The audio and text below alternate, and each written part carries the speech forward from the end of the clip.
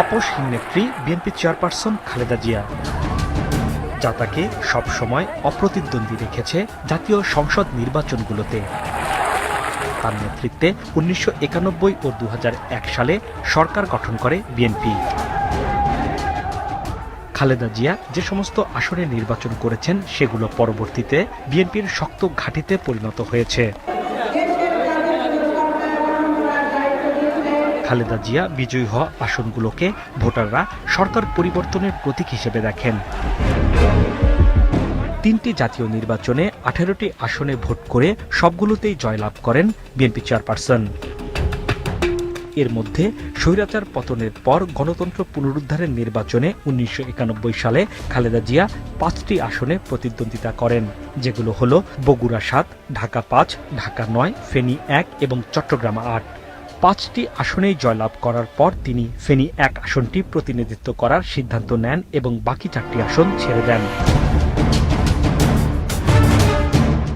১৯৯৬ সালের সাধারণ নির্বাচনেও খালেদা জিয়া ৫টি আসনে প্রতিদ্বন্দ্বিতা করেছিলেন। সে বছর তিনি ভোটে লড়েন বগুড়া ৬, বগুড়া ৭, ফেনী ১, লক্ষ্মীপুর ২ এবং চট্টগ্রাম ১ আসনে। ৫টি আসনেই বিজয়ী হন তিনি এবং শেষ পর্যন্ত ফেনী ১ আসনটি নিজের জন্য রাখেন।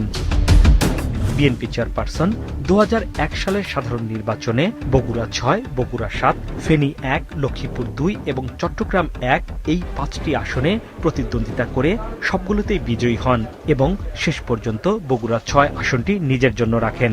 কৃতজ্ঞতা ও প্রাণঢালা ধন্যবাদ জানাই এদেশের সকল ভোটারকে। ২০০৮ সালের জাতীয় নির্বাচনে একজন প্রার্থী ৩টি আসনে প্রতিদ্বন্দ্বিতার বিধান করে আইন করা হয়। সে অনুযায়ী ২০০৮ সালে খালেদা জিয়া ভোট করেছিলেন বগুড়া ৬, বগুড়া ৭ এবং ফেনী ১ আসনে। অতীতের রেকর্ড ধরে রেখে ৩টিতেই বিজয়ী হন বিএনপি চেয়ারপারসন এবং শেষ পর্যন্ত ফেনী ১ আসনটি নিজের জন্য রাখেন। আওয়ামী লীগের আমলে ২০১৪ সালে বিএনপি ভোট বর্জন করায় সে নির্বাচনে অংশ নেননি খালেদা জিয়া। ২০১৮ সালে দুর্নীতির কথিত মামলায় বিএনপি চেয়ারপারসন খালেদা জিয়া কারাবন্দী থাকায় ভোট করতে পারেননি। ২০২৪ সালে আওয়ামী লীগ একতরফা ভোটের আয়োজন করায় নির্বাচন বর্জন করেছে বিএনপি। হাসনাইন তানভীর, মাছরাঙা সংবাদ, ঢাকা।